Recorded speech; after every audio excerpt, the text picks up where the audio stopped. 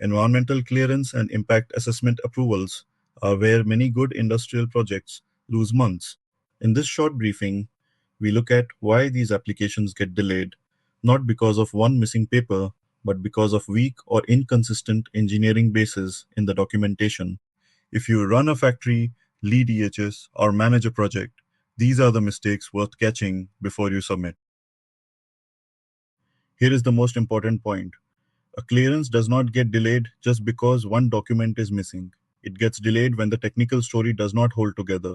Your environmental documentation has to match the real project, its production capacity, its process, its water use, its effluent load, its emissions, its waste streams, and its mitigation plan. When reviewers see that the basis is thin, generic, or inconsistent, that is when the queries and rework begin. So the fix is not more paperwork, it is a stronger, consistent engineering basis.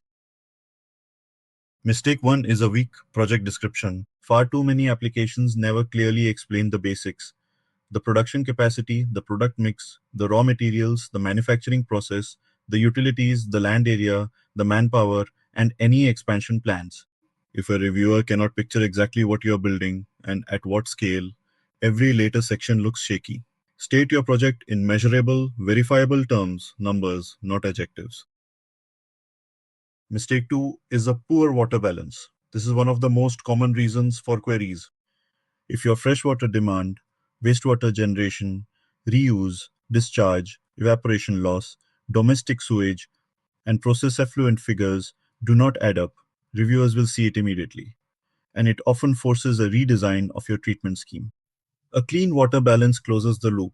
Water in must equal water reused, plus water discharged, plus losses. Keep domestic sewage and process effluent clearly separated.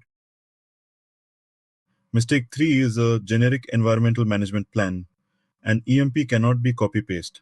When the same template is reused across very different projects, reviewers spot it at once. Your EMP must reflect your actual risks: air emissions, wastewater, hazardous waste, noise, traffic, green belt, emergency response, and it must spell out the monitoring you will actually do. Every measure in the plan should map to a specific identified risk on your site. Mistake 4 is incomplete pollution control planning. Reviewers want to see that your control systems are real and sized correctly. Common gaps are in the ETP, STP, and zero liquid discharge details, in air pollution control and stack emissions, in sludge handling, in hazardous waste storage, and in your monitoring systems and compliance records. For every system, show the design basis, the capacity, and the evidence that it is being operated and monitored, not just a statement that it exists. Mistake 5 is inconsistent numbers across documents. This is illustrative, but it is exactly what reviewers catch. Your production capacity, water requirement, fuel use, boiler capacity, effluent load, waste quantity, land area, and manpower appear in many places. The application form, the EIA report, the consent application, the EMP.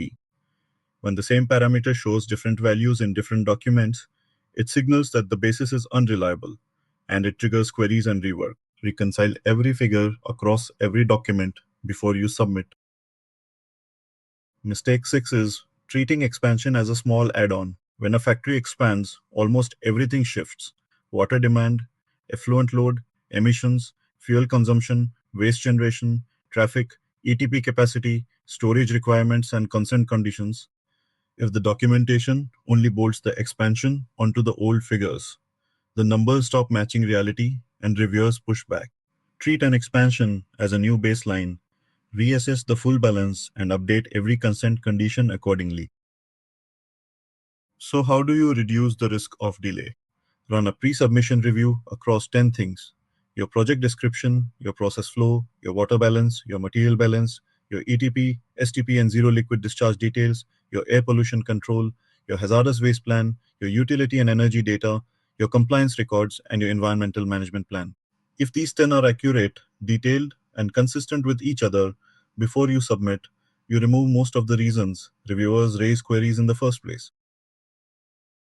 If you are planning environmental clearance, an impact assessment, or expansion documentation, the smartest move is to get the engineering basis reviewed before you write and submit.